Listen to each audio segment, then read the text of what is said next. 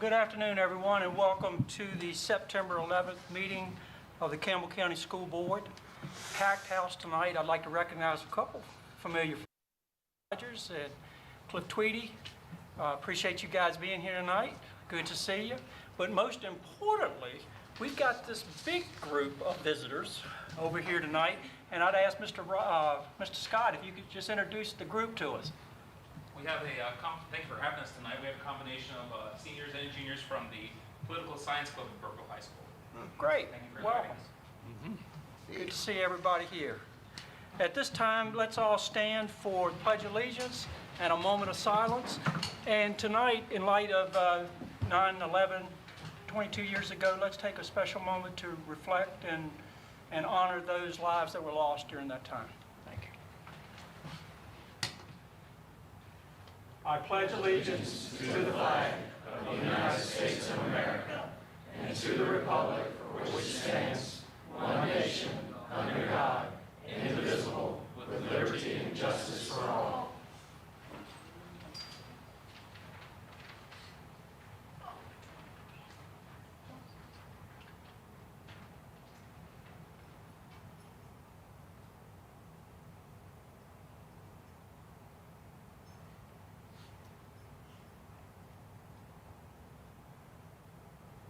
Thank you.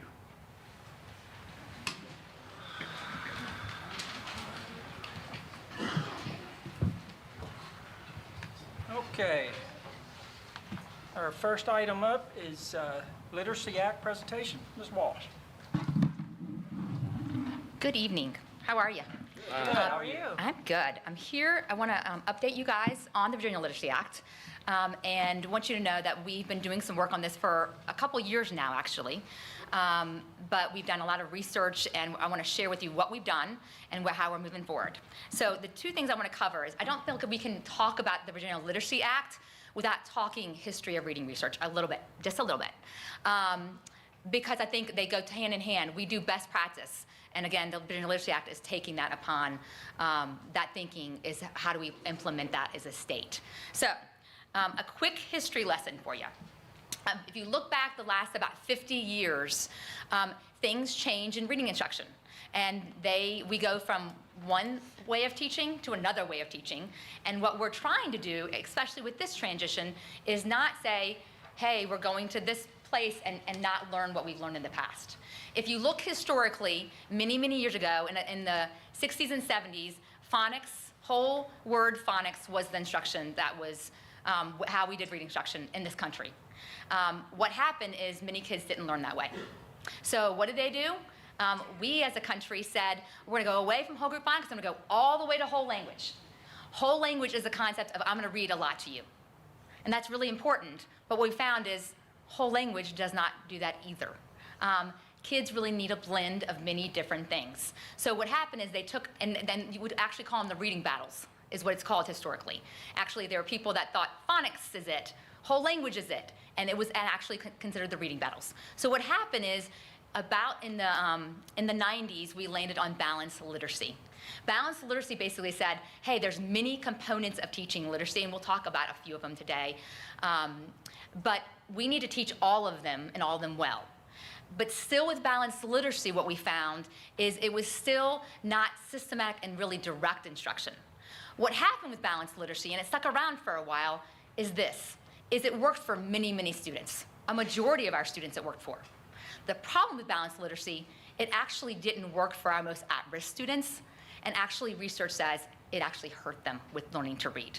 So that reading, science of reading has actually taken a long time to come out because balanced literacy was working for many kids. And what's happened in the last couple of years is we found, hey, we need to stop that practice and start some new practices. As we look at that, not all balanced literacy processes are bad. We've got to keep a lot in place. But what we add to it is very systematic and very direct instruction for our young kiddos, especially our little ones in elementary. We've got to not say, hey, what's this letter? Instead, we've got to say, this is the letter F, this is its sound. We've got to say, hey, if you see a consonant E in a word, hey, that makes a long A sound. Not have them discover it, not them figure it out themselves, but us actually say, this is what it means. So that's a brief synopsis of history and reading. One of the reasons I want to do that is I wanted you to know, you may hear, oh my goodness, science of reading is lagged. Historically in our country, we've had initiatives in reading, and then we step away from them. And then we go to another initiative. And then we step away. What we're trying to do, especially in Campbell County, is step towards science of reading, but do it really thoughtfully and do it in a way that we take anything that was good from balanced literacy with us. So that's a little bit of the background of teaching reading. The Virginia Literacy Act takes that science of reading and says, hey, we want to make sure a couple things happen in all of our schools across the state. First, we want to make sure good training happens, that our teachers are actually trained on what it means to teach reading. Second, curriculum. We have curriculum in place that is aligned with science of reading and eventually the standards, which we'll talk about. Third, we have clear interventions, and we're communicating to parents what those interventions are, and we're communicating to parents where their children are, and when they're behind, what we're going to do to catch them up. And then lastly, parent and family engagement. We want to empower our parents. You're going to hear the empowerment here in Campbell is not going to be a lot. I want our parents reading with and to their children. That's about it. And so we're going to talk about a little bit about each of these areas and how we're addressing them. So training. There's many ways we could train for science of reading. There's many programs out there. If you're talking to some of the teachers, you'll hear the name LETTERS. LETTERS is a certain type of training for science of reading. It is the training that actually the state has pushed and encouraged. And we've looked at it and we've said, this is really good stuff. So in the last couple years, up until this year, there's 2 volumes. There's pretty much a strong focus on phonics and phonemic awareness. And then there's comprehension of vocabulary, which is volume 2. We've really focused on volume 1. And so we have actually had our literacy coaches, our SPED coaches, our SPED teachers, our Title I teachers, our EL teachers, our literacy and math curriculum team members, and about 50 homeroom teachers have already taken LETTERS 1. And if you talk to any of them, I haven't heard from a single teacher that says, this isn't good stuff. They are all on board and really excited about what we're doing. Last year, we had literacy coaches and SPED coaches actually take volume 2, focus on comprehension and vocabulary and writing. This year, we're going to have about 50 additional, actually it's more like 60 teachers. Sadly, we had teachers sign up for this. They did an application for this. We had more teachers apply than we had spots, which tells you how much this is really, really good stuff and they want it. But we have about 60 teachers in the elementary level taking volume 1 this year. Next year, in volume 2, we're going to have the literacy and math curriculum team members take that, and you'll see why. And I'll mention it now. Our literacy and math curriculum team members, they want it. First of all, can we please take LETTERS 2, the second session? But second of all, we're getting ready to take a look at what we want as a comprehension, vocabulary, and writing program. And if we're going to do that, I can't just know about that and our coaches just know about what's good. We need our teachers knowing about what's good because they're going to help select actually the program we use. So they're going to go through the training, and about January, February, we're going to start looking at programs. So we're going to apply exactly what the training says to our new programs. And then volume 2, we're going to have our EL and SPED teachers take that as well this year. Our goal is that all elementary teachers would be volume 1 trained by next May in elementary, K through 5. And we think that's a doable goal with people really wanting to take it. After that, we would do volume 2. And then we would begin as a division that if a new teacher came on board, their first year here, they would just get to know Campbell County and teaching. The second year, if they were a tenured teacher somewhere else, they would take LETTERS 1 and then LETTERS 2. If they're a newbie teacher, we're going to give them 2 good years to settle in and figure out what teaching is, what's our curriculum, how do they teach here in Campbell County, and then they would go into LETTERS. So we have a really good process in play of how we're going to do this for long term. So that being said, that training then leads to curriculum.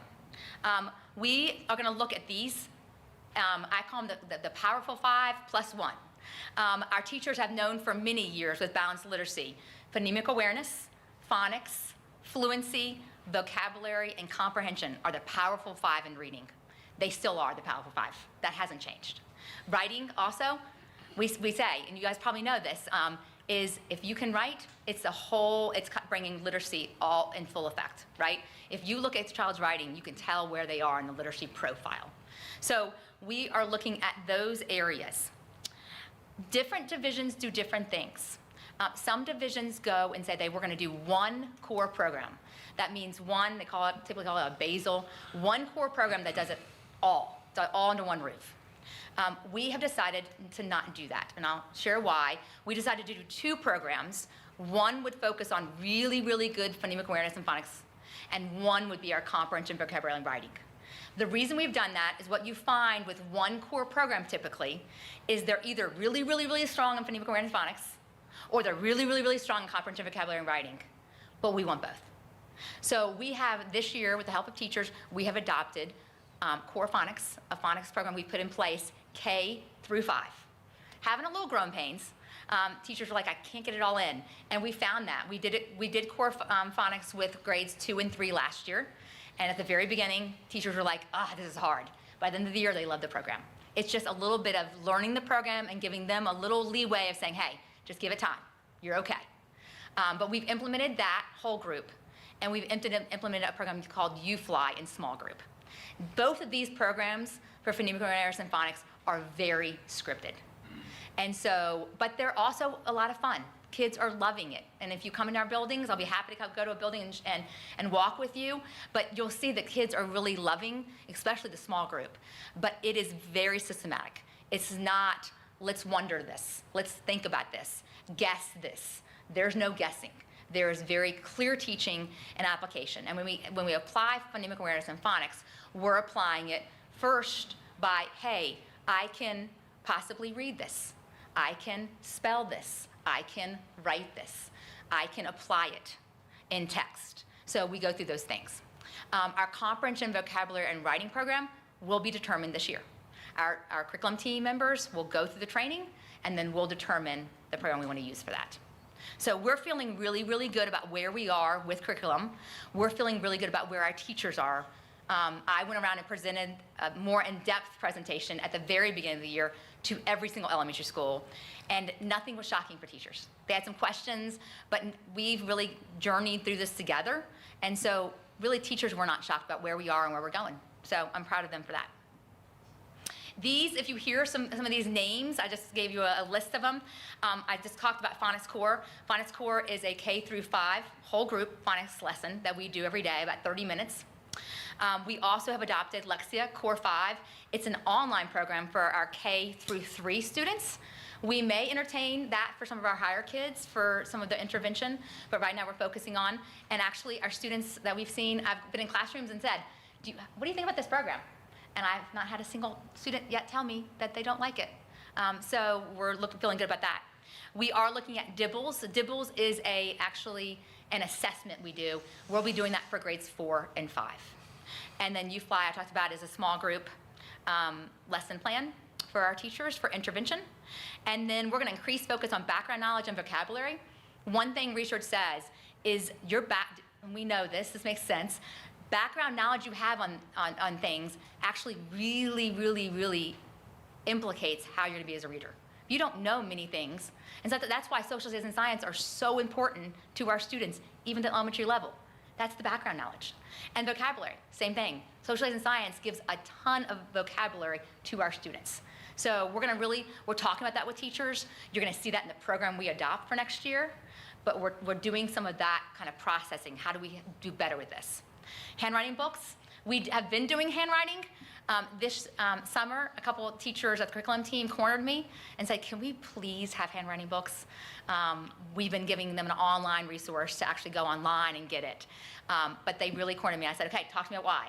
And they talked about really, really just having a clear tool to do that with, that they could have everything they needed. So we did that for K and 2, because kindergarten actually, that they introduce manuscript, as you know, and second grade introduces our script. So we want them to be able to do cursive and know how to do that well. So we've done that.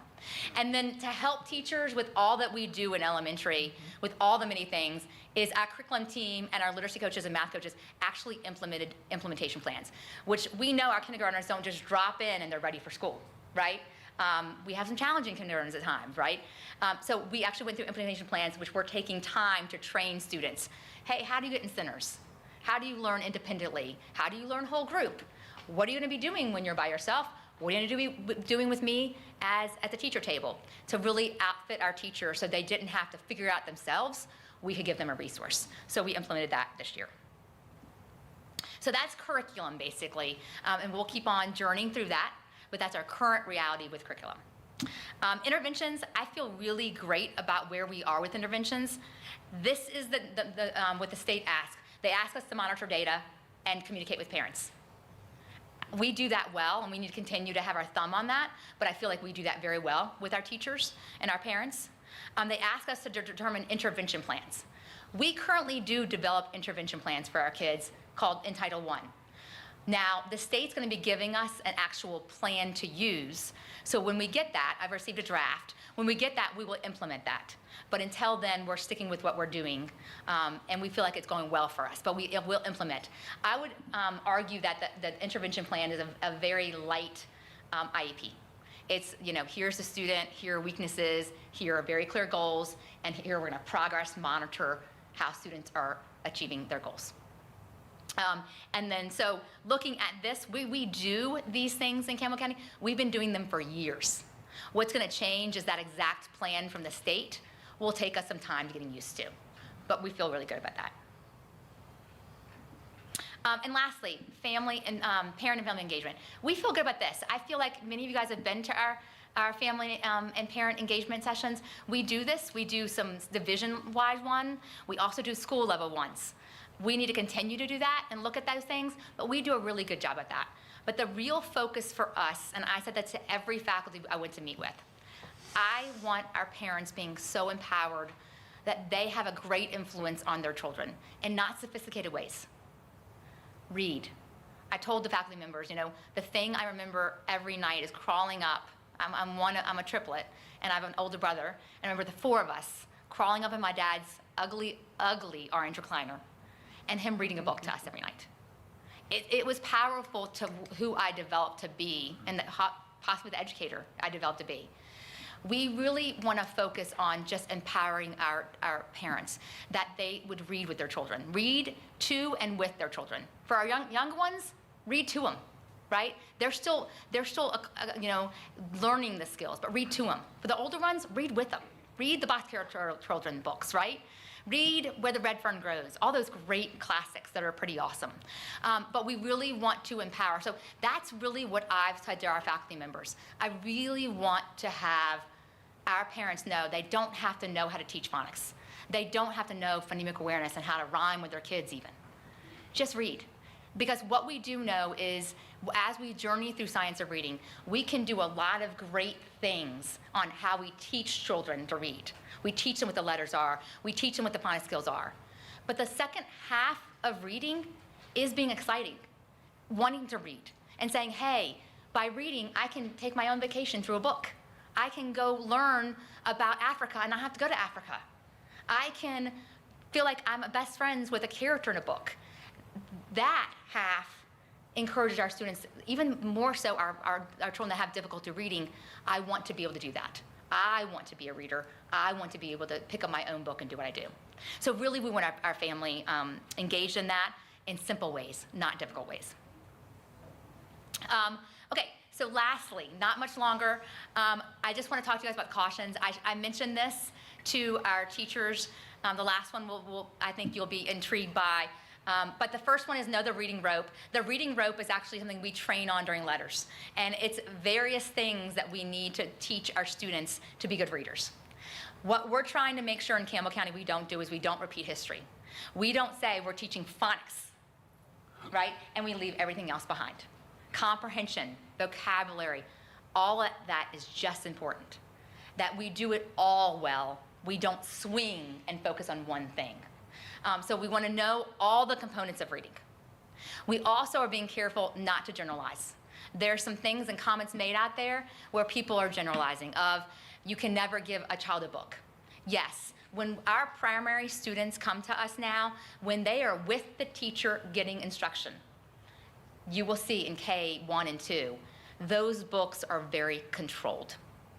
We want those books to include words that kids can read. They're not going to guess, they can decode.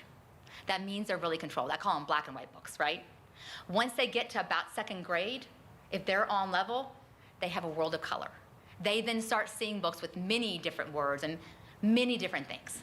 But generalizations have been made that kids can only have those books in K1 and 2 that are just what they can read. Our libraries are stocked full with great books. You know, Cat in the Hat, and really, really rich books from Mo Williams. We still want our kids having books that they're looking at and they're reading, they're flipping the pages. May not be able to read all the words. When our teachers are teaching, yes, control vocabulary. When our teachers aren't, we still want our kids in that. So we're not trying to swing and make generalizations that could hurt our kids. And then last, the state has journeyed through this very interesting. I've been in communication with the state several times to vocalize my concerns because we're partners. We're partners with VDOE. And it's been received well. Some of my concerns have been received well and they've appreciated it. Communication sometimes has not been zeroed in on. And so they're working through that. Their implementation plan, I talked with one of the key people, Karen Little at the state, and I said, you know, we always in Campbell County really work on an implementation plan. Like, we have a clear path on what we're doing. What's the implementation plan? You saw from last week and some of the governor's remarks, they have heard us, because one thing I'll tell you is funding. We were not receiving funding for resources to be bought. They had told us in the past, use CARES money. Well, you know in Campbell County, when we're given money, we're gonna spend it for teachers' sake and kids' sake and spend it wisely and well. So we don't have CARES money left over, right? And that's what I said to the state. We don't have that. So if you're asking us to purchase new resources, we need funds to go with that. So they've heard that and they followed through with that, which I appreciate. Implementation plan, like I said, they are now they're reviewing curriculum right now at the state. That curriculum is aligned with science of reading. The difficulty with that is it's not aligned with the standards. Our current standards that we're tested by are standards that are not all aligned with science of reading because they're old. So this year, they'll be adopting new standards, which I think they'll fast track, and will drop in place. So we're trying to be really careful, even implementing this curriculum for comprehension, vocabulary, and writing, of, hey, we want to pick it early in the winter, like January, February, but we need to make sure we have our standards, new standards known, and we need to know the curriculum that they've approved. So we're kind of dancing right now. We're dancing between old and new. The same thing is true with PALS assessment. You've heard us talk about PALS assessments. It's how we assess children. Well, the PALS assessment is the old way of assessing. So we're really dancing right now on how do we communicate well to parents where their children are with the new research, but not having the new assessment. So there's a dance here that we're trying to very carefully navigate. I think we're going as fast as we can without hopefully causing problems if we get too far ahead of ourselves. So that's what I've tried to do, is where can we go and do well, and then wait for more information and go and do well. So again, I've spoken to the state probably on 2 or 3 different occasions. I wrote an email that just kind of laid out our concerns. They received it, they were appreciative of it. Again, we're in partnerships with them, and that's what I've said to them. We can only work so well if we're not talking to each other. You guys need to know when we have concerns or we're worried about things. And so we've shared that, and we're excited to hear the kind of things that will happen from that. So that is the update on where we're at with Science of Reading and the Virginia Literacy Act. If you have any questions, I'm happy to answer them. And if you want to go visit any schools, reach out to me. I'll be happy to go visit with you. There's some great things happening in our buildings, and our teachers are doing a fabulous job of implementing a lot of these new resources. And not only are they doing a great job implementing them, they are like attached to the coach. Hey, coach, come help me.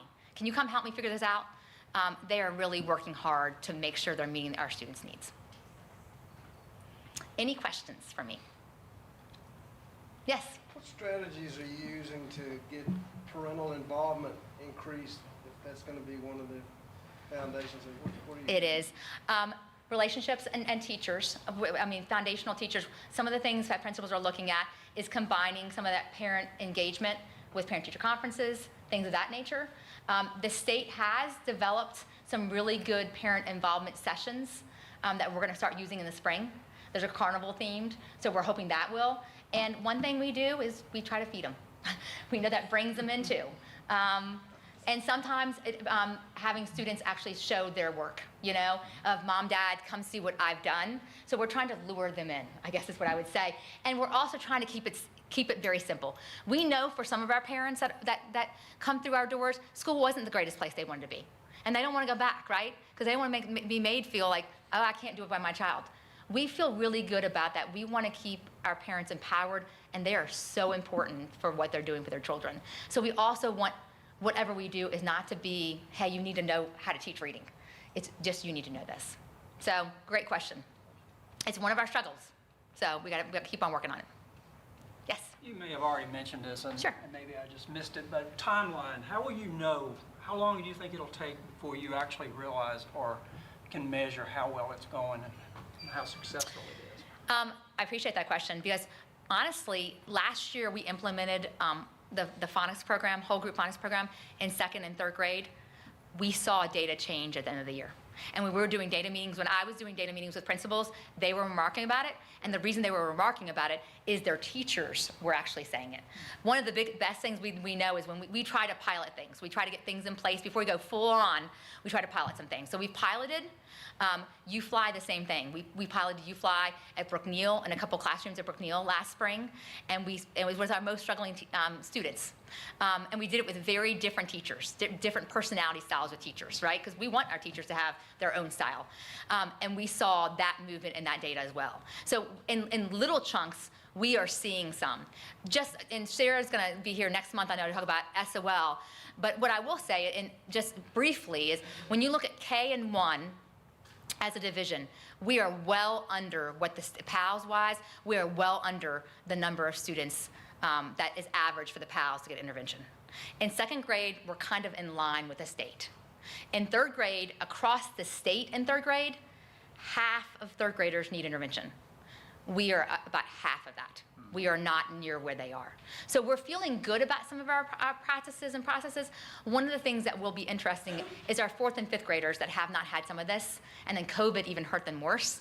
And so now we're implementing those processes. So we're really eager to really see by the end of this year, we see different data. And like I said, last year we implemented a lot of these practices in kindergarten and in first. And when we look at some of our, especially kindergartners and first graders, we see some dramatic different data. So I'm hopeful to be back next year saying, look at what this has done. But we're seeing it in small data points. We are seeing it already. We've tried slowly but surely to do this, right? Not to overwhelm our teachers, because they're working hard and they want to do what's right. And they've, again, embraced it. And they're excited about seeing the results. That sells it too, right? Is we put things in place and a teacher down the hall says, I did that last year and look what happened. This kid went from here to here. So. Great. Very good. Okay, thank you. Appreciate it. Thank you, Ms. Walsh.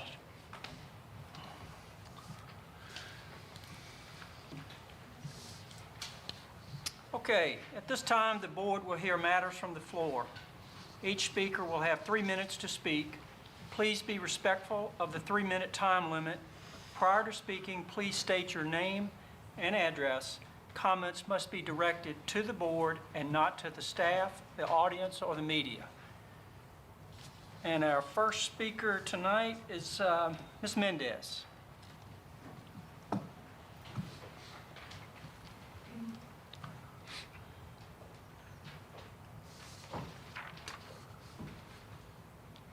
Well, good evening. My name is Jackie Mendez, and I live here in Evington, Virginia.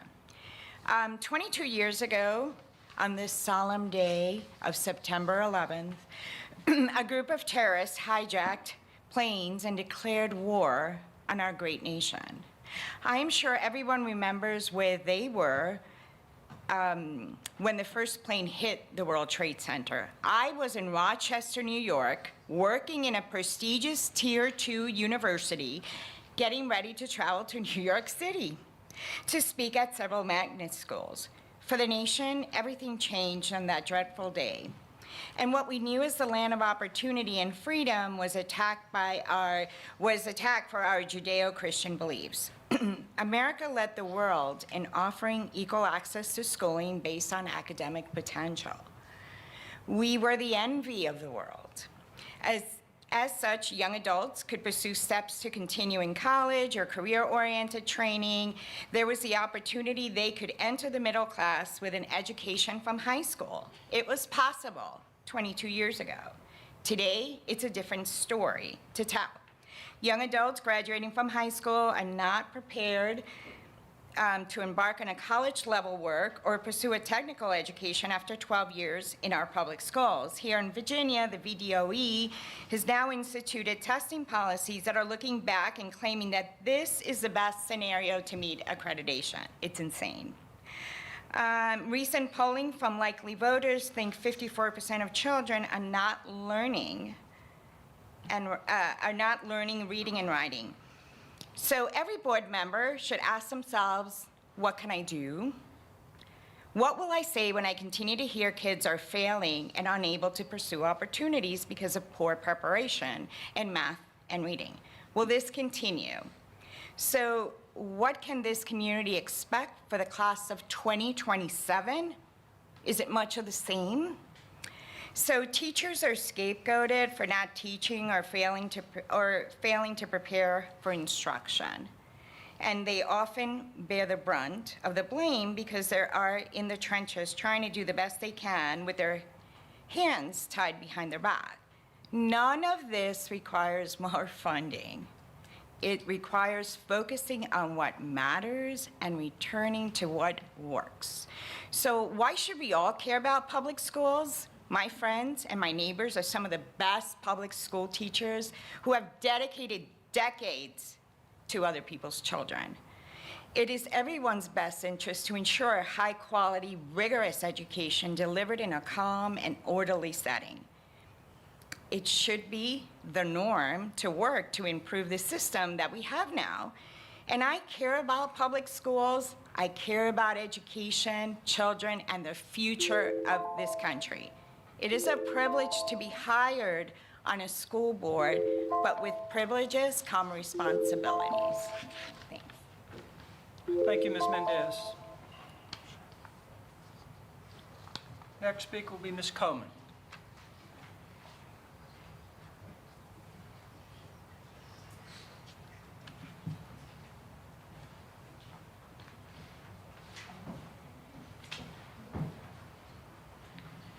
Good evening. I am Crystal Coleman from Alta Vista. The topic I submitted to discuss tonight was expectations, because I couldn't think of any word that best describes what this community is thinking. There are many challenges facing our school system, most are the same that face school systems all across our beloved country. To address these concerns, we must have a school board that can communicate with our community beyond local sports scores and echoing each other's comments. Though the past few school board meetings have had more verbalization than the usual, I can't help suspect that upcoming events in November just might be the impetus for this phenomena. This board has a new leader now, and the community does have high hopes. But it can't be business as usual. We need to know and hear what each and every one of you individually think about an issue. There must be visual discussion beyond who's going to make a motion and who's going to second it. Every report needs to be more than the canned, unless you have any questions, I respectfully ask that you approve it. That's got to go. Concerns brought by the public need to be answered or researched and then reported back on, not just tolerated and then dropped like a hot potato. Campbell County has so much talent available, and the possibilities are endless. We just heard so much from Mrs. Walsh tonight in one of the best reports I've heard in a long time. The community is watching and listening, but in the future, what will they see and hear? Thank you. Thank you, Ms. Coleman. Okay, I think that's all we have for speakers tonight.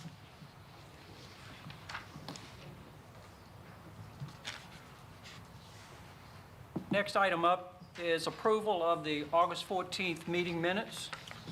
Mr. Chairman, I move that we approve the minutes of the August 14, 2023 meeting. Second. Okay, we have a motion by Mr. Brandt and a second by Mr. Phillips. Is there any further discussion? All those in favor signify by saying aye. Aye. Opposed? Motion carries. Payment of the bills. Mr. Chairman, I reviewed the bills and moved to approve payment. Second. We have a motion by Dr. Miller and a second by Mr. Jones. Is there any further discussion? If not, all those in favor signify by saying aye. Aye. Opposed? Motion carries. Ms. McClanahan, acceptance of donations. Tonight, you have 8 donations listed for approval. Unless you have any questions on those, I ask that you approve them. A motion with great thanks to approve. Second. Have a motion by Ms. Parker and a second by Mr. Phillips. Is there any further discussion? All those in favor signify by saying aye. Aye. Opposed? Motion carries. Ms. McClanahan, consideration of non-resident tuition. Tonight, you have a list of 71 applicants being considered for non-resident tuition. Unless you have any questions, I'd ask that you approve them as presented. Move to approve. Second. We have a motion by Dr. Miller and a second by Ms. Parker. Is there any further discussion? If not, all those in favor signify by saying aye. Aye. Opposed? Motion carries. Ms. Hunley. Personnel report, Ms. Hunley. Thank you, Mr. Chairman, members of the board. You have a much shorter personnel report in front of you this evening. I'm happy to report that between last month and this month, we've only had one resignation that we had a quick turnaround and we were able to fill very quickly. So we still have the same amount of openings I reported last month that we're just absorbing in the schools and hope to fill for second semester. So unless you have any other questions, I'd ask that you would approve it as written. Just a quick question on the bus drivers. How are we looking Yes. there? So Dr. Ranella gave me that information as well. So since the summer, he's had 5 new hires, and he actually started a new CDL class today with 3 potential hires in it, and hopes to have that done by the end of the month to possibly start early October. Good. Motion approved. Second. Got a motion by Mr. Jones and a second by Mr. Brandt. Is there any further discussions or questions for Ms. Hunley? If not, all those in favor signify by saying aye. Aye. Opposed? Motion carries. Thank you, Ms. Mahoney. Okay, Mr. Sisk. Good evening, Mr. Chairman. Members of the board, tonight we have several families who have requested religious exemption from public education as well as compulsory attendance. If there are no questions, I'd ask that you approve those. Motion to approve. Second. We have a motion by Mr. Phillips and a second by Ms. Parker. Is there any further discussion or questions? Yeah, the child that wants to compulsory attendance issue, did we have a history with him, or he just struggled throughout his career in school, or? Yes, sir. Yeah, so there's nothing we could do to keep him on track, or is it, I would say we've worked very diligently to assist that person. yeah? Okay. If there are no other questions, all those in favor signify by saying aye. Aye. Opposed? Motion carries. Thank you, Mr. Sisk. Second reading, Mr. Sisk again. Yes, sir. Tonight, as last time, there were 2 personnel policies brought before you, and they both had language to basically clarify the policy. It's very small changes. I'd ask that you approve those. Move to approve. Second. Okay, we have a motion by Dr. Miller and a second by Mr. Brandt. Is there any further discussion? All those in favor signify by saying aye. Aye. Opposed? Motion carries. Thank you. Thank you, Mr. Sis. Okay, Dr. Stanley. Thank you, Mr. Chairman. As we see the final phase of the Rustburg Middle School project wrapping up, we're all getting excited about the start of the Brookville High School renovation project. And tonight, we've got David Rose and Ben Wilson here with us from Davenport. Davenport is the financial consultants for the county, and they're here to give us an update on the financing of Brookville High School renovation project. Thank you, Mr. Superintendent. Mr. Board members, I will wait till Ben hands out the copy there, and we've got it up on the screen as well. We'll not be very long this evening. Good news, and I think we will hopefully answer any questions you have. By all means, just stop me and then Ben as we talk.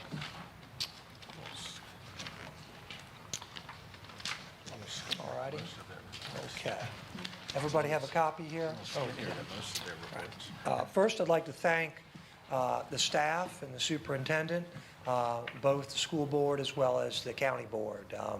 We've had this good fortune of working with y'all for a number of years, and we are excited about what's about to transpire. So with that said, let's turn to the next page, if you would, to background. Where's the... All righty. Again, as I indicated, we've had the good fortune of serving as financial advisor to the county since roughly 2018.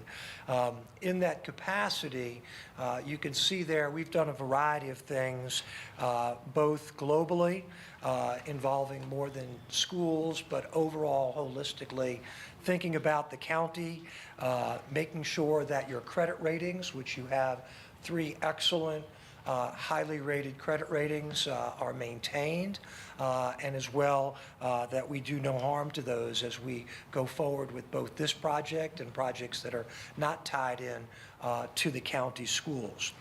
We've worked with budgetary issues, set up financial policy guidelines, and helped revise those. And as you know, and as you mentioned, we are in the mode here of moving beyond the Rustburg Middle School and now, of course, focusing in on Brookville High School. So on the next page, the initial plan of finance, back in 2019, we were provided a timetable for school funding that approximated $100 million. That was, of course, not all at one time, but the idea was over several years that would be implemented. With that said, we also at that time looked at certain projects that were not necessarily school related. One of those was a county HVAC project. We recommended spending cash as opposed to borrowing for that project, and that has moved forward successfully. In addition, we talked about looking at funding both the Rustburg Middle School as well as a public radio system. We combined those projects, and in the summer of 2020, we recommended, while rates were highly favorable, to move forward and do roughly 90% of the middle school project and the public radio. All of that was successfully done, and so we moved forward. So if you go to the next page, in terms of updating this plan of finance, in the summer of '22, last summer, we were asked to then look at the next phase, if you would, of school and county projects. That included completion of that Rustburg. As I mentioned earlier, we did 90% of that. We completed that. The good news there was that we had estimated an interest rate of 5% fixed rate. We ended up getting 3.25% on those monies. In addition, we then talked about how to layer in the $50 million of Brookville. So at this point, I'm going to get Ben to give you the good stuff.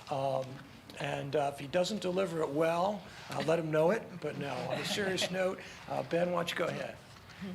Hi, good evening. So moving on to page 5, like David mentioned, what we're looking at now is how we're funding the Brookville High School project. As he said, it was about $50 million that we're looking at.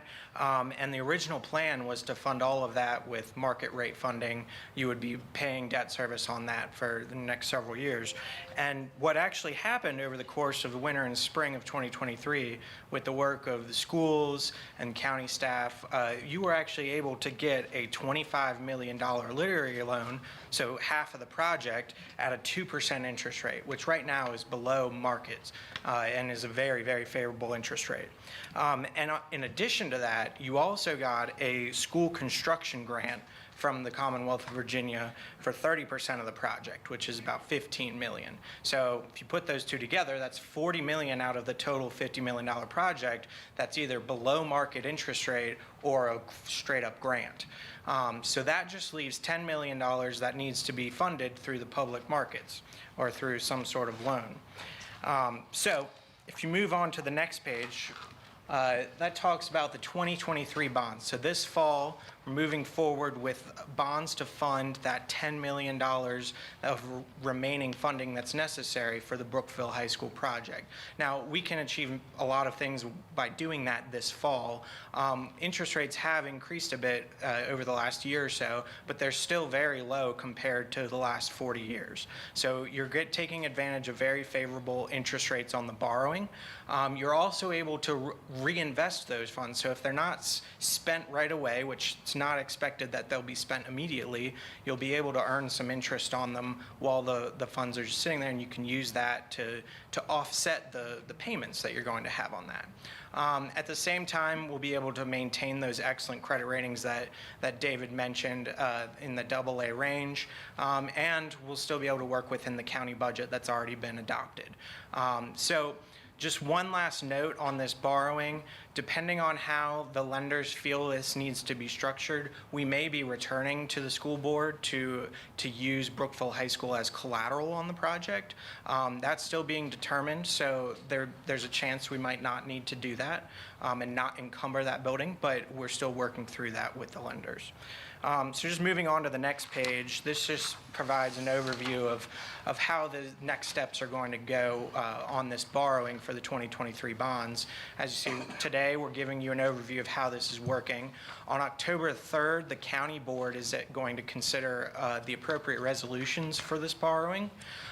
If, like I mentioned, we do need to come back and Brookville High School will be collateral for the bonds. We anticipate returning on October 9th to do that with you all, for you to consider a resolution that would allow for that to happen. And then the week of October 23rd, that's when we would actually lock in the interest rates in the markets, and we would close in early November. So that's when the funds would be put in an account that could then turn around and be invested while design is happening and when the project gets going. So that just gives you a brief overview of sort of what led us up to this point and where we're going next with it. And if you have any questions, Dave and I are more than happy to answer them.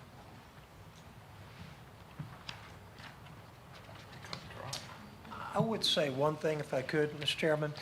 Thank you, Ben.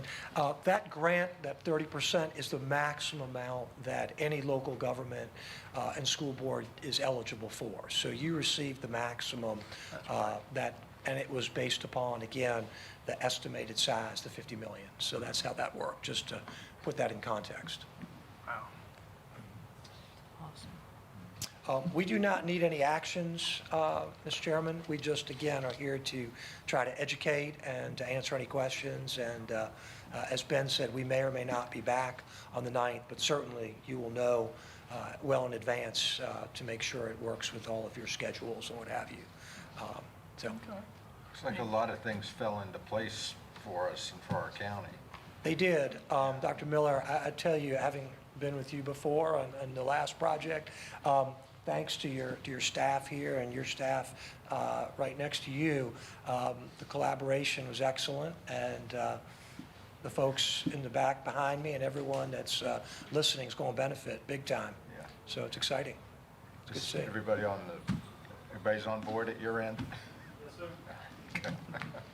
I think the rates, it's just a hard thing to comprehend because while rates have gone up, we have to remember that they are still historically low. Yeah, when I started, I remember coming out of school 1982, so that's that 40-plus years. We hoped to get a mortgage rate under 17 or 18%, which is just unbelievable, you know, and variable rate was 11, 12%. It was not a good time. So this is, again, as Ben said, by historical standards, these are excellent rates. Even the 10 million that we are planning to borrow, we see that as still very highly favorable by a 40, 50-year perspective. So What's the bond feel rate good. now? One other thing, too, as you know or may know, the bonds will also have the ability to be prepaid so that they can be refinanced if indeed, inevitably, it would not surprise me over a number of years that some of the bonds would be refinanced. So we'll see what happens, but you have that flexibility. We'll have that flexibility. Mr. Chairman, I was just wondering, not so much about Brookville High School, but during the time we talked about Brookville High School and the renovations, we also talked about an elementary school in the area. And since the figures have been so great and everything has worked so nicely, Frank, I'd like to ask you that maybe for possibility of going back to the supervisors and maybe reconsider something in lines of elementary school that's much needed. I think our figures are showing that Liesel Road and Tomahawk is getting very close to the 720 figure. And we've got more and more construction going on in the Brookville area. We do, Mr. Brandt, you're correct. When this conversation started, we were exploring that opportunity. At the time, the board expressed that they were not yet ready to make that commitment. I don't think that takes it off the table, and I would encourage school board members to be in conversation around those very points with your Board of Supervisors so that we can see if we can get to a point of consensus and see if we want to move forward on that. For the time being, we've not been asked to pursue that, and so we're proceeding with the direction we do have relevant to Brookville High. But the point's well taken, sir. And if that's a conversation that needs to remain open, I would encourage school board members to have that discussion directly with your representatives on the board. I would certainly encourage all of us to talk with the board members because, and look at the numbers that we have at Liesel Road and Tomahawk and the construction we got going on. Yes, sir. Thank you. Yes, sir. Thank you, sir. Yeah, thank you. Thank you all. Thank you for your work on behalf of Campbell County, and Cliff and Frank, thank you guys and your team for all your work. Appreciate it. Thank you all. We're pretty excited about it, too. So. Yes, we are. And everyone's excited. We had open house at Brookville. I know a lot of families went through Brookville and saw all the drawings, and everyone's really excited about what's coming up. So, Very excited. thanks. They might need to go for the evening, so let them go. Okay. Next item up, BSBA Annual Conference. Ms. McClanahan. If you'll just let me know tonight or in the next couple days, if you plan on attending the conference in November, we'll get you registered. All right. Thank you. Thanks, guys. Okay.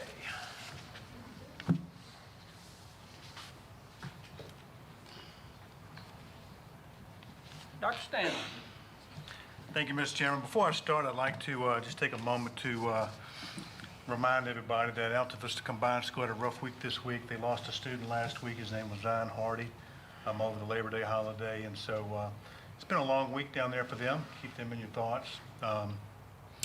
Anyway, that's always tough for any school, certainly any family. I can't even imagine. But want to keep them in our thoughts, like I say. Last week was a busy week in Richmond. Thankfully, the General Assembly passed a much anticipated budget. And what that looks like for us is it looks like Campbell County is going to receive approximately $5 million. Michelle, correct me if I make a mistake, but from that $5 million, approximately 3.5 of that, we have been encouraged to put that towards learning loss, specifically in the form of high intensity or high dosage tutoring is what they call that. The Governor Youngkin had a press conference I think it was Thursday, 10:45, where he talked about that. He talked about test scores So out of that 3.5, like I say, a lot of that's going to go towards learning loss, to address absenteeism, and another $1 million was given to us to address the support cap limit.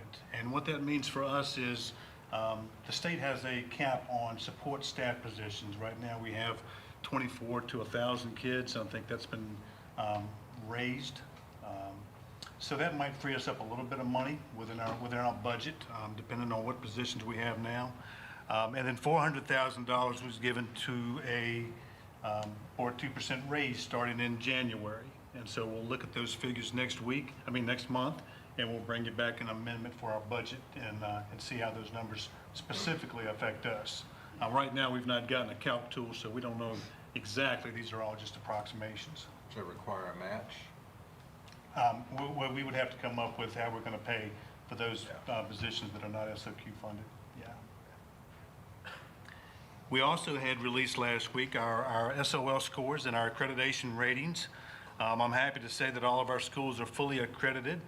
And though we've made some progress in math and reading, we certainly have more work to do, specifically in the areas of our gap group. So next month, I'll have Sarah and her staff come forward, and we'll talk about SOL scores, where we are, what our accreditation looks like, as well as the budget. And then I had one more thing I wanted to talk to you about, and that was the issue of library books. That's been something that has come up at a lot of our meetings. And I want to assure everyone that we're having conversations with our librarians and our principals about thoroughly reviewing the books that we have in our inventories, as well as the procedures that we have in place for purchasing new books and putting them on the shelves. We obviously want them to meet the expectations of this board and our community. We've put in place a notification process by which every parent is notified when a child checks out a library book. That notification informs parents of the book title, the author, gives a brief description of the book, as well as resources they can use to be better informed. And we trust our parents to have good informed conversations with their kids about these books, and we hope that these resources help them to be better parents. And finally, we've got thousands of books already in our libraries. If parents come across books that they feel may be inappropriate, I highly encourage them to notify their child's teacher, notify their child's principal, and together we will work through a process that we already have in place to remove books that we consider to be inappropriate. So, this is an ongoing process. Again, we've got tens of thousands of books, but nobody wants to have a book in the library that would be considered inappropriate by any parent standards. And finally, I've had a chance in the first month of school, I guess, to get around and talk to teachers, and talk to students, talk to principals, and I can't say that I've heard one negative thing. Everybody has been very positive with the start of the school year, and I'm certainly thankful to our entire staff and everybody, students as well, that got us off to such a great start. So, thank you. Thank you, Dr. Stanley. Board of Supervisor meeting minutes, is that something we need to? Just review. Just everybody. Just Got it review. right. Okay, next item up is the board will hear matters from the board. So let's start with Mr. Jones. I want to bring back up the activities of the last board meeting with the successful water tower showdowns for our summer school. It really didn't hit me until later on, but the kids, a lot of the kids that go to summer school kind of struggle some. And these students from William Campbell and Brookville Middle School that successfully competed in that competition and won in first and second place, we just have no idea what that might propel into them, in the future. And I just thought that was terrific that they were able to, first of all, that was offered to them, and they participated, and they were highly successful. And we just have no idea what that may mean to them down the road. And the second, and all of these are, I think, important, but the best meetings we have here, I always thought were when we have the valedictorians and salutatorians and state champions and all that, but the exemplar awards from the Department of Education that Rustburg and Brookville successfully won, it's for all the students in the schools. It's not just one or two or a team, it was for everybody. And I wrote these down after the last meeting, so if I make an error, I apologize. But Brookville and Rustburg were 2 of 48 schools in Virginia, 18 of which were high schools, and there are 308 high schools in Virginia. So that's really a small field of successful, high schools. It's just extraordinary. And Rustburg Elementary School, 93 schools were in that group. 55 of them were elementary schools, and there are almost 1,200 elementary schools in Virginia. So that's quite a feat as well. So my hat's off to you guys for your success and whatever y'all did. We truly appreciate, I truly appreciate it. I think the rest of the board appreciates it. So Absolutely. It's just extraordinary, and we appreciate it. And the fact that those awards are for the entirety of the school, not just a couple or group, it's for all the groups in the school. And I had an opportunity a couple weeks ago to go to a volleyball game, and I've decided that if we could get all of our students to participate like volleyball players, we'd be a lot better off. A volleyball is set up of a match of 5 matches. And in this struggle, it was tied 4-4, and neither of the matches got more than 5 points ahead. And you think a team has given up, and the other players support and pick up and encourage the players. And it was just a pleasure to watch. It didn't make any difference who won. It was just this enjoyment of seeing other people. When somebody messed up, the other group would pick them up, and it was just amazing. And I think the girls volleyball is a key to success in all of our schools if we can move that forward. And Concord Elementary School, when you drive by now, look at the new sign out front. Dr. Vanella is playing with what all she can put on it and say, and she's really happy about that. And she's very enthused that this is the first year that she's had a significant increase in the number of people interested in the PTA and supporting the PTA. So she thinks that's a great thing. And she said it's been a great opening to the school year, no problems, and they're planning the next family engagement, trunk or treat, towards the end of October. So bring them in and feed them and get them to participate with their children. And that's all I got. Thank you. Mr. Phillips.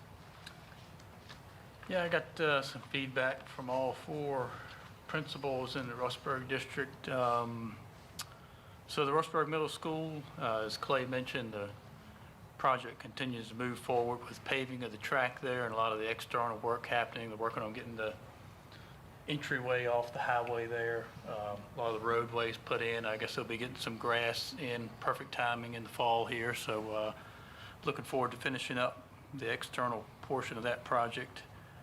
They have started a Girls on the Run chapter. Got kicked off on the 6th, and they have 15 girls participating in that. Have a talent show coming up later in October on the 17th, and have a family partnership night on the 26th. That's from 3:30 to 6:30, and they also have a fall concert performance at 6 o'clock. So if you have kids attending that school, try to get out and support that evening. Over to Yellow Branch, Mrs. Brown said they have teacher conferences coming up this Thursday. They had a great back-to-school bash on the 30th. Speaking of attendance, Governor Youngkin mentioned about attendance, but they had 501 students who only missed 1 day or less. So that's outstanding attendance effort there. And she did mention they also have a sign underway, so I'm sure their sign's going to be better than Concord's. but it's under construction now from what I understand, so that's good news as well. Dr. Shields at the high school, you guys are doing a great job with a lot of the athletic programs. Rustburg football is 3-0. Barry, the volleyball team, is 7-2. I'm sure that's because of your cheering that you put forth at the game. A big event coming up, the band's going to host an all-county band competition on the 20th. And they're having a college night on Wednesday from 5:30 to 7. And they're also inducting 65 students into the National Honor Society on the 25th at 6:30. And lastly, but not least, Rustburg Elementary School, they had a great opening to the school year. They're having a Spirit Day coming up. They're actually doing a Spirit Day each month. And they also have teacher conferences coming up on Thursday, the 21st, from 4:30 to 6:30. So thanks for all the feedback from the principals, and everybody said they had a really good start to the year. So off to a good start. We'll see how it goes from here. That's all I had. Thank you, Mr. Phillips. Ms. Parker? Yes, thanks to Ms. Walsh for the Literacy Act update. Really looking forward to that. Been kind of keeping up with that too. Super. So SALS is what's next, right? From PALS to SALS? VALS. Okay, yeah, all the acronyms, right? Thank you for everything. Want to thank Mr. Scott and all of the Brookville High School kids that came today from Political Science Club. Thank you for being here. And please feel free to reach out anytime, trying to let everybody know all you have to be is 18 years old to be up here. I think that's the only qualification. So please think about being in local office once you guys are out of school, okay? Yeah, but not for Timberlake District. Just playing. So thank you for that. I did want to also kind of throw the ball over to Dr. Hale, if she doesn't mind, to say something about this wonderful schedule of how our schools are going to celebrate Constitution Day. And I appreciate Dr. Hale and Ms. Knowles for all the time with me and all of the things they've done to make it bigger and better this year. Sure, yeah, thank you. And thank you to Ms. Knowles and also to all the teachers and staff who have put this together. Next Monday is when we celebrate Constitution Day. It's on the 17th, but we're not in school that day, so we'll do it on that Monday. So you do have a calendar of events. Many schools are doing a red, white, and blue Spirit Day, which I think is super fun. They have virtual field trips, digital escape rooms, mock ratification of a new amendment, numerous scavenger hunts and other projects. And this really goes from our pre-K students all the way up to our senior government. So we're very excited. Additionally, each 8th grader will get a new pocket constitution. So thanks to Ms. Carter for connecting us with the 917 Society. And this cost us nothing. So we were able to give that to them. So you do have a schedule of events, and then a final copy, if there are any last minute changes, will be sent by the end of the week. But we're looking forward to celebrating Constitution Day, and we'll also have an update at the next board meeting. Cool. Thank you. Thank you. And that's all I have. Okay. Mr. Brand? Mr. Scott, thank you so much for bringing so many nice young people tonight. And don't y'all just come to this meeting, y'all come on back next month too. We'd love to have you. I want to thank the Women of America who provided a flag for our first football game this year. It's 30 by 60, and what we really appreciate is Ms. Parker, Mr. Epperson, and myself was able to participate holding the 30 by 60 foot American flag while the Brookville band played the national anthem. It took over 40 people to hold that flag, so that was rather amazing. And Ms. Walsh, thank you so much for a nice, beautiful presentation. I think we're headed definitely, you all are headed definitely in the right direction. And somebody mentioned some about Rustburg's football program. I just want to make sure that you all are welcome Friday night WFCT says it's a game between Brookville and Rustburg. It's a game of the week, and we welcome each and every one of you all to come on up to Brookville and we'll see how the game goes. That's all I've got. Okay. Thank you, Mr. Brandt. Dr. Miller. Yeah, I too would like to just tell these students, stay engaged. You know, come to meetings, go to the Board of Supervisors meetings, pay attention to local events, to stay engaged. It's easy to get caught up in your own little world, but there's a big world out there that needs participation. So just, I would just encourage you, and I'm glad that you're here tonight. I too appreciate the literacy talk. It all starts with reading, and it just all does. So keep fighting a good fight, and thank our teachers for getting excited and getting behind you on that. So talked with Mr. Bennett. Things are going well down in Brookneal Elementary. Is excited about his new teachers. They're fitting in well. Kids are doing good. So he's always optimistic, but it sounds like things are going well. And Miss Dabney, Miss Hanson, William Campbell, she asked me specifically to lift up one of her seniors, Abigail Spickard, who has received national recognition from the College Board for having at least a 3.5 GPA and an outstanding performance in her PSAT and AP. She's very proud of her. And we also have a new counselor that's doing well down there who has started a program, General Salute, where staff can refer students or positive behaviors and just being a good citizen. And they're struggling a little bit on the football field, but Friday's another game. So There you go. all right. And so I think that's all I have. Thank you. Okay, thank you, Dr. Miller. Just to kind of follow up a little bit with Mr. Brandt, it was an honor to participate in Unfurl the Flag at the opening Brookville football game. That was really neat to be out there with all those kids holding that huge flag and listening to the national anthem as we did it. It was just put cold chills as you listened to it, and it was great. So thanks for inviting us out. Also, we'd just like to thank Ms. Walsh for her presentation and thank for everybody that's involved in pushing this program forward. We look forward to hearing the results and updates as we move forward and to learn how we're doing. You know, there's so many good things that we are doing in this county, and we need to make sure that we promote it. You know, we talked about, Mr. Jones talked about the exemplary award for Brookville High School and Rustburg High School, and then the improvements with Rustburg Elementary. But we also wanted to mention this tonight. Brookville High School earned an award for Best High School in U.S. News and World Report. The top 40% of high schools in the nation received this award. Brookville came in the top 31%. So we need to make sure that we promote that. That's, you know, a lot of good things are happening. We want to talk about the negative things, but there are a lot of good things happening in these schools, and we need to make sure that we continue to promote the things that we're doing.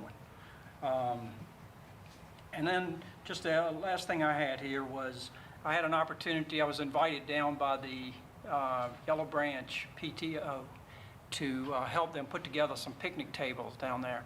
And what a day that, well, I went down there just, you know, ready to spend the day. We got there and there was so much help down there. We ended up finishing it up in about 3 hours, but it was just great connecting with everyone down there. Had a blast. Got to meet a lot of new people that I didn't know before. Got to spend some time with them. So I always look forward to opportunities like that. So I think that's all I have here. Mr. Stanley, thank you for the update on the library. It's good to hear, you know, what we're doing now and how our procedures are in place and how we're getting better. You're right. It's too many books to know for sure every single book, but I feel confident that we've got procedures and processes in place to ensure that we're weeding out anything that's bad, and encourage parents, if you see something, let us know so that we can address it. Anything else? There's nothing else. I do believe we have a need for a closed session tonight, so I'll entertain a motion to take us into the closed session. Mr. Chairman, I move that we convene in a closed meeting for discussion or consideration of disciplinary matters or other matters that would involve the disclosure of information contained in scholastic record concerning students in the school division, specifically students 14, 15, 25, and 26 from 2023 to 2024 school year in accordance with Section 2.2-3711, parentheses A, parentheses 2, of the Code of Virginia 1950 as amended, and consultation with legal counsel or retained by public body regarding specific legal matters specifically pertaining to the Virginia Department of Education's model policies requiring the provision of legal advice by such counsel in accordance with Section 2.2-3711, parentheses A, parentheses 8, of the Code of Virginia 1950 as amended. Second. Got a motion by Mr. Phillips and a second by Mr. Brandt. All those in favor signify by saying aye. Aye. Opposed? Let's take a 5-minute recess, and then we'll come back in closed session. Thanks.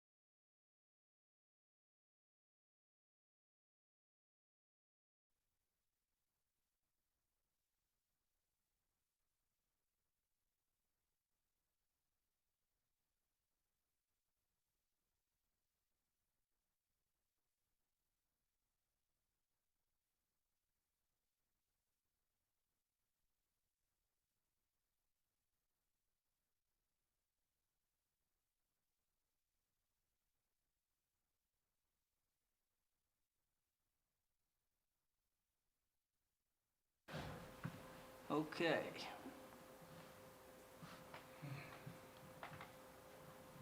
All right, we good? I ask for a motion certifying to the best of each member's knowledge that during our closed meeting, only public business matters lawfully exempted from the open meeting requirements by Virginia law, and only such public business matters as were identified in the motion convening the closed meeting were heard, discussed, or considered in the meeting by the school board. So moved. Second. Got a motion by Dr. Miller and a second by Mr. Brandt. All those in favor signify by raising your right hand. Opposed? Motion carries. Okay. Motion for the recommendation. Mr. Chairman, I move that we accept the administration's recommendations on students number 14, 15, and 25 as presented, and that we accept the administration's recommendation on student number 26 as modified. Second? Got a motion by Mr. Jones and a second by Ms. Parker. Is there any further discussion? All those in favor signify by saying aye. Aye. Opposed? Motion carries. Any further business? If not, I'll entertain a motion to adjourn. So moved. Second. Motion by Mr. Jones and a second by Mr. Phillips. Any further discussion? All those in favor signify by saying aye. Aye. Motion adjourned.